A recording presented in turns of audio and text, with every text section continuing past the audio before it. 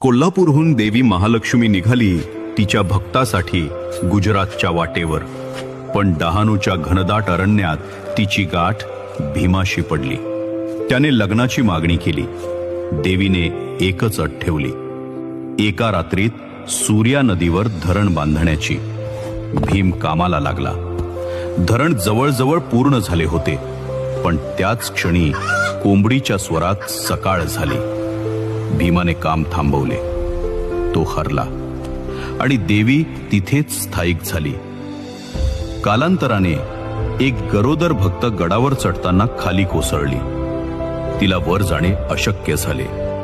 तिच्या व्याकुळ हाकेने देवीला पाझर फुटला. ती म्हणाली, मीच तुझ्यासाठी पायथ्याशी येत आहे. आणि तेव्हापासून हे मंदिर गड पायथ्याशी उभे राहिले.